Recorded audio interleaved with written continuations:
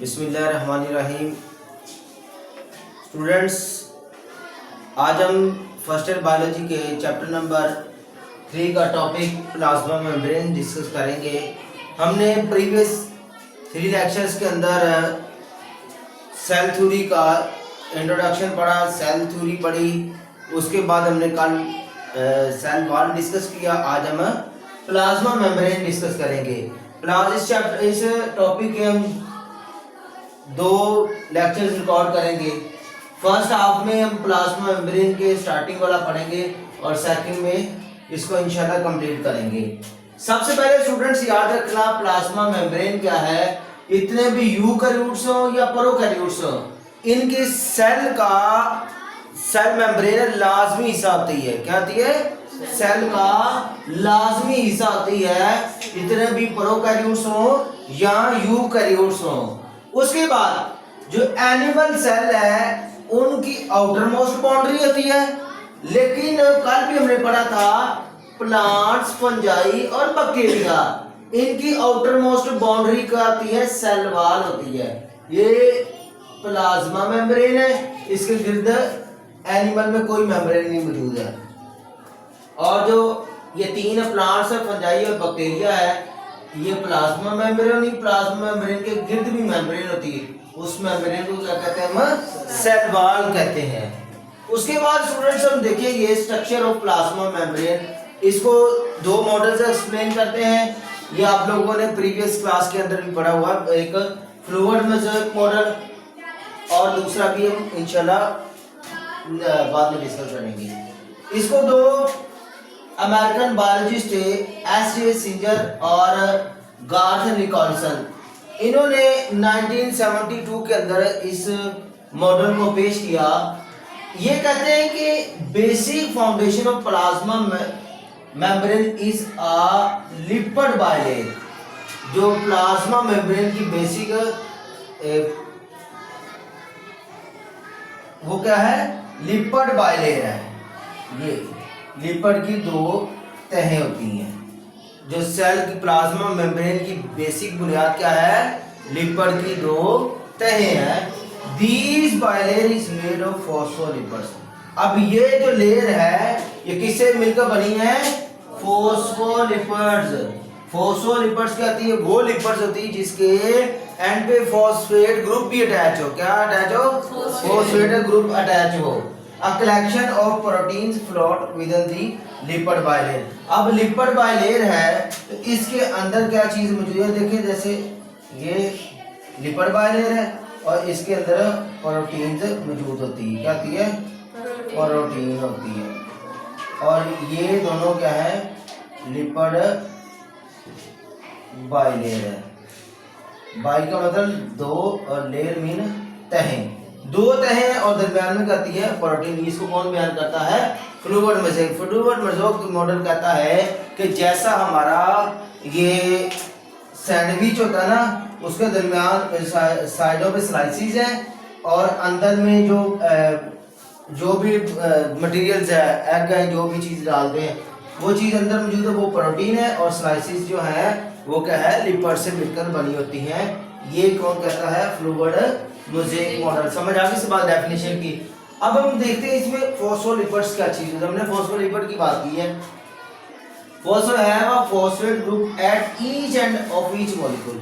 Lipid के हर molecule के her and पर क्या होगा?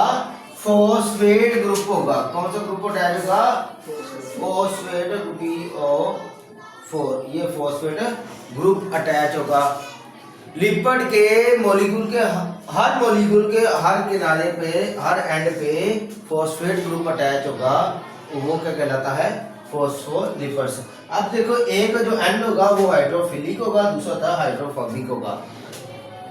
हमने सपोज दैट ये लिपिड मॉलिक्यूल है, एक एंड पे हाइड्रोफोबिक, एक पे हाइड्रोफिलिक अटैच है, तो एक का हाइड्रोफिलिक होगा, दूसरा का हाइड्रोफोबिक।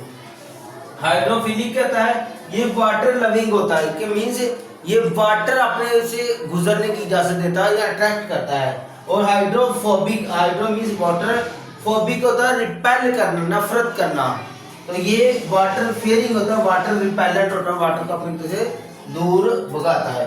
अब एक phosphate head at one and, और हेड किस चीज का बना होता है, ये हाइड्रोफिलिक होता है। हेड किस चीज का बना होता है, हाइड्रोफिलिक होता है। और जो टेल होती है वो हाइड्रोफोबिक होती है। टेल क्या होती है, हाइड्रोफोबिक होती है।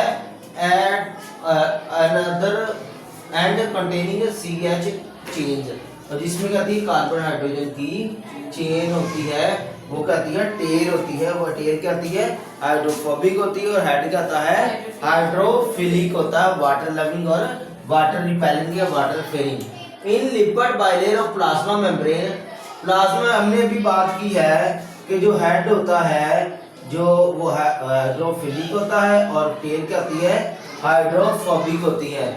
आर ओरिएंटेड इनवर्ड्स, ये कहती है इस तरह, और इसकी ओरिएंटेशन होती है वो इन अंदर की तरफ धंसी होती है, और जो हेड होता है आर अलाइन आउटवर्ड, हेड कहता है बाहर की तरफ। सपोज दैट ये चीज है, मैं समझाने के लिए आप लोगों को बता कि ये ऐसे हमने कहा कि जो टेल है वो इनवर्ड होगी। ये सपोज ये इंटरनल हिस्सा है तो टेल इस तरफ होगी, और जो हेड है वो आउटसाइड होगा, आउटवर्ड होगा।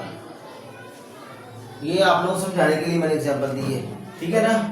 उसके बाद ये क्वेश्चन है हमारे पास, outward the cytoplasm of the cell और एक्स्ट्रा एनवायरनमेंट। अब देखिए हम बात बेटा प्लाज्मा मेम्ब्रेन की बात कर रहे हैं, either toward the cytoplasm of the cell और एक्स्ट्रा सेलुलर एनवायरनमेंट। अब ये जो हमने कहा इनवर्ड और आउटवर्ड, प्लाज्मा मेम्ब्रेन से अंदर क्या है, साइटोप्लाज्म मौजूद है ना। अब जो साइटोप्लाज्म की तरफ होगी वो टेल होगी, और साइटोप्लाज्म जो है उसके एक्स्ट्रा सेलुलर एनवायरनमेंट होगा, सेल के बाहर वाला एनवायरनमेंट होगा, या साइटोप्लाज्म के बाहर वाला एनवायरनमेंट होगा, उसकी वर्ड क्या होगा, हेड होगा। ये सेल है हमारा, तो ये सेल मेम्ब्रेन है, ये साइटोप्लाज्म सारा। अब साइटोप्लाज्म की तरफ टेल होगी, और जाहिर बात है सेल मेम्ब्रेन सेल के साइटोप्लाज्म के बाहर ही आती है ना। अब इसके बाहर जो दूसरे सेल एक्स्ट्रा सेलुलर कहते हैं, सेल के एक सेल का दूसरे सेल के दरमियान जो एनवायरनमेंट होता है। अब दो सेल्स के दरमियान, अब दूसरे सेल्स के दरमियान जो हेड होगा वो दूसरे सेल की तरफ होगा, अंडरस्टैंड। अब क्वेश्चन है हमारे पास, why are proteins essential components of the cell membrane and in addition to phospholipids. अब कहते हैं कि सेल मेम्ब्रेन होती है, फॉस्फोलिपिड तो अभी हमने पढ़ा कि मौजूद होता है, इसके अलावा प्रोटीन भी होती है। प्रोटीन क्यों जरूरी है, फॉस्फोलिपिड से अकेले काम चल जाना चाहिए। सेल में फॉस्फोलिपिड के साथ साथ प्रोटीन कंपोनेंट क्या है, बहुत जरूरी होता है। ये क्यों है, क्वेश्चन है हमारे पास, बहुत इंपॉर्टेंट क्वेश्चन है।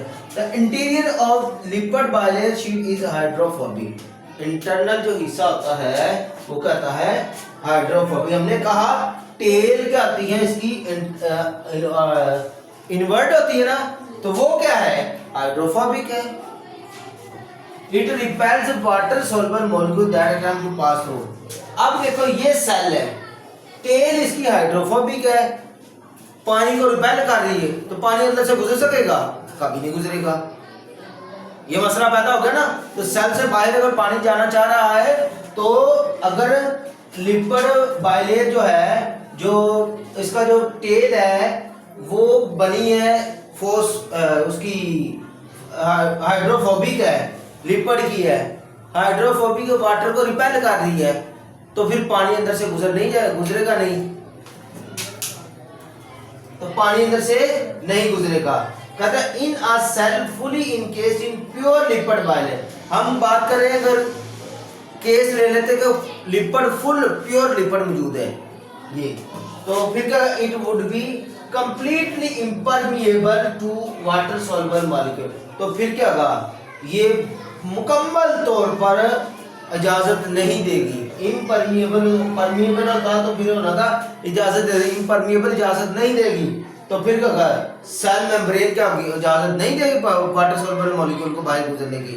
मिसाल के तौर पर शुगर, पोलर अमीनो एसिड वगैरह, तो वो सेल मेम्ब्रेन से अंदर से नहीं गुजरेगी, तो फिर क्या होगा, that is why in addition to phospholipids molecule the membrane also contain protein that provide passageways across the membrane. तो इसलिए अगर केली फॉस्फोलिपिड होगी तो फिर क्या होगा, वो हाइड्रोफोबिक टेल होती है इंटरनली, तो वो क्या होगी, वाटर सॉल्युबल मॉलिक्यूल को अंदर से बाहर गुजरने की इजाजत नहीं देगी।